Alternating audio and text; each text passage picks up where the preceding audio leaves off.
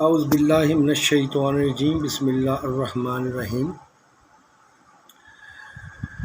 قل اعوذ برب الناس مالک الناس الہ الناس من شر الوسواس الخناس الذی یوسوس فی صدور الناس من الجنۃ والناس بسم اللہ الرحمن الرحیم قل اعوذ برب الفلق من شر ما خلق ومن شر غاسق اذا وقب ومن شر النفاثات فی العقد ومن شر حاسد اذا حسد بسم اللہ الرحمن الرحیم قل هو اللہ احد اللہ الصمد لم یلد ولم یولد ولم یکن له کفوا احد۔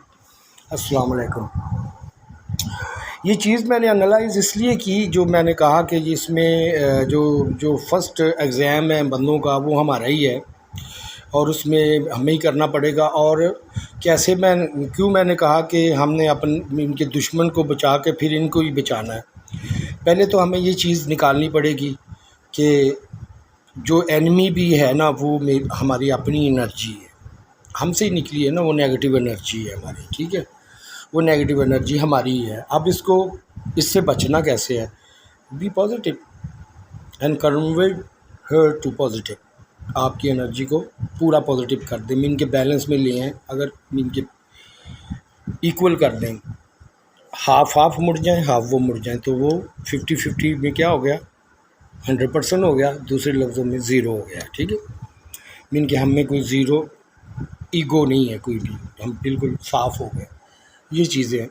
تو یہ میں نے محسوس کیوں کیا کہ یہ جب میری تھوڑی آنکھ کھلی، مین کہ جب مجھے پتہ چلا دنیا میں ہوتا کیا ہے، اور پھر میرے گھر میں میری زندگی میں عورتوں کا بہت زیادہ عمل دخل رہا ہے، کیونکہ میری کسی بندے کے ساتھ، مرد کے ساتھ میری دوستی اتنی جمی بھی ہے تو وہ لوگوں کے فائدے کے لیے ہوں گی، میں زیادہ دیر ان کے پاس ٹکا نہیں ہوں پڑا، یہ میری ہے اپنی۔ تو وہ جتنی دیر وہ میرے ساتھ اٹیچ رہے ہیں ان کا اپنا فائدہ تھا، جیسے وہ چیز ان کی دور ہوئی تو وہ پتہ ہی نہیں چلا کدھر گئے۔ لیکن عورتوں کا عمل دخل ضرور رہا ہے، مجھے مذمت بھی عورتوں کی طرف سے ہوئی اور مدد بھی ان کی طرف سے ہی ہوئی ہے۔ مین کہ میں نے کافی نالج سیکھا، عورتوں سے سیکھا۔ مین کہ پہلی جو وائف تھی وہ انگریزی اچھی بولتی تھی، کچھ الفاظ ایسے تھے، کچھ ایسی چیزیں تھیں جو مجھے بتا گئی، اب بھی میرے وہ کام آ رہے ہیں، اور کچھ انگلش سلینگ تھی جو بعد میں چلو ادھر آ کے میں تھوڑا بھولا، وہ بھی اچھی تھی میری۔ اور ایک ملے زبان، اس نے to language I learn from here, بندہ تو نہیں سکھاتا، that's can do man, when you are married then you understand the language very easily with the baby with the kids all, so that's call you are really can learn. اچھا، دوسری یہ بات ہوتی ہے کہ کیونکہ جب میں نے دیکھا کہ حقوق مساوی نہیں ہے عورت کے مرد کے، دیکھنے میں یہی لگ رہا ہے کہ عورت کے ساتھ بہت زیادہ، یہ نہیں میں کہتا کہ نہیں، تالی دونوں ہاتھوں سے بجتی ہے، تو بہت زیادہ ظلم ہو رہا ہے۔ اور جب میں نے اس ظلم کے خلاف کھڑا ہونے کے بعد جب میں نے اس کے خلاف مذمت کی، اس کے خلاف قدم اٹھائے، تو جتنی بھی عورتیں میری زندگی میں تھیں نا، کسی ایک نے بھی ساتھ نہیں دیا، اس کو اچھا نہیں سمجھا، اور الٹا مین کے مخالفت کی، اور اس کے بدلے میں مجھے مین کی بہت زیادہ تکلیف اٹھانی پڑی۔ آپ کو پتہ ہی ہے، میں جہیز کے خلاف بولا، لوگوں نے کہا تم بولو، میں بولا، میری مخالفت کس نے کی؟ میں مردوں کی بات نہیں کرتا، بولا تو میں تھا عورتوں کے حقوق کے لیے، تو مرد کیوں بولتے؟ مرد کیوں کھڑے ہوتے؟ ان کا تو حق نہیں بنتا اگر دیکھا جائے تو، لیکن اگر دیکھا جائے تو مردوں کو بھی بولنا چاہیے تھا، دینا چاہیے تھا۔ کیوں؟ کیونکہ یہ فائدہ ان کا ہی ہے کہ جو آپ کے اوپر چھپ کے گورنمنٹ ہو رہی ہے نا، تو وہ ہٹ جاتی ہے، آپ تھوڑے انڈیپینڈنٹ ہو جاتے، ٹھیک ہے۔ تو یہ اصل میں یہ مین کے عورتیں نہیں چاہتی کہ ہم باہر کھل کے آ کے رول کریں معاشرے کو۔ اب کچھ لوگوں کا خیال آ رہا ہے کہ کھل کے آ جانا چاہیے، لیکن کھل کے آئیں گے تو پھر اور کیا ہوگا؟ یہی ہوگا کہ جنگیں ہو جائیں گی۔ اور جنگوں میں بھی میں نے دیکھا ہے، اگر میں نے دونوں سائڈیں دیکھی ہیں، دونوں سائڈیں اس لیے دیکھی ہیں کہ اگر فرض کیا ہم آرمی کو، اگر آپ لوگ گورنمنٹ چاہتے ہو، ٹھیک ہے، you want to rule, so you have to be army. اگر آپ کی آرمی بنتی ہے، سبھی عورتیں، ان کے بندے گھر بیٹھ جائیں اور ساری عورتیں آرمی میں چلی جائیں، پولیس میں چلی جائیں، سارا ٹیک اوور ایوری تھنگ، تو جب جنگیں ہوں گی، اب تو جنگیں ہوں گی ہی نہیں، اگر ہوں گی تو کیا ہوگا؟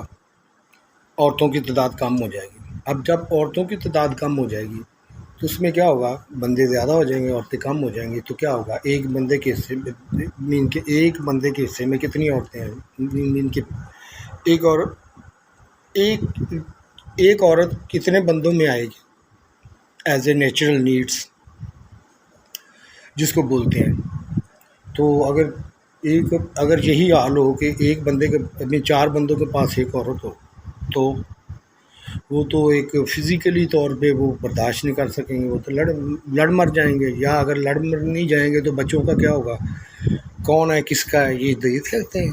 ایک دفعہ حضرت عائشہ صدیقہ کے پاس آئی اور تو انہوں نے کہا کہ بندوں کو تو آپ نے بہت زیادہ شادیاں کیوں، عورت کیوں نہیں کر سکتی شادی؟ تو آپ نے کہا ٹھیک ہے، آپ ایسا کرو، یہ دودھ پڑا ہے، اپنے اپنے نا گلاسوں میں ڈال لو، دودھ گلاسوں پینا نہیں، دودھ ڈال دیا گلاسوں میں. تو آپ کہا اس جگ میں واپس ڈال دو، سبھی نے واپس جگ میں ڈال دیا، عورتوں نے 4-5 عورتیں تھیں. اب کہا کہ اپنا اپنا جو دودھ تم لوگوں نے ڈالا ہے نا وہ چیز نکال لو، دوسرے کا نہیں نکالنا. انہوں نے کہا یہ تو مکس ہو گیا، ہم کیا کر سکتے ہیں؟ تو آپ نے کہا کہ یہی لاجک ہے جس کی وجہ سے عورت نہیں کر سکتی. تو پھر کیا ہوگا، فسنا فساد ہوگا. اب میں جب دیکھتا ہوں کہ بندے ہیں وہ، اگر کئی دفعہ یہ رپیٹ ہوا ہے ہسٹری میں، جب بھی جنگیں ہوئی ہیں بندے پکڑے گئے ہیں، عورتیں غلام اور بچے غلام بنائے گئے، یہی ہوتا ہے نا. تو بندے جب کم ہو جاتے ہیں، عورتیں زیادہ ہو جاتی ہیں، تو پھر بھی یہ نظام چل سکتا ہے. کیسے چل سکتا ہے اور بندے کی قربانی سے کیسے چل سکتا ہے کہ ایک بندہ 4 شادیاں 3 شادیاں کر کے بچے زیادہ پیدا کر کے زمین پہ دوبارہ پاپولیشن لا سکتے ہیں. اگر فرض کیا زمین پہ 1% پاپولیشن رہ جائے گی، دوبارہ یہ کام ہو سکتا ہے. ٹھیک ہے، یہ ہے لاجک. اب اس کو آپ پاگل پن سمجھ لیں یا جو مرضی سمجھ لیں، اس کے اوپر ذرا غور کریں. میں ابھی اور آؤں گا انشاءاللہ، کیونکہ اب کھل کے باتیں کرنی پڑیں گی انشاءاللہ. اللہ حافظ.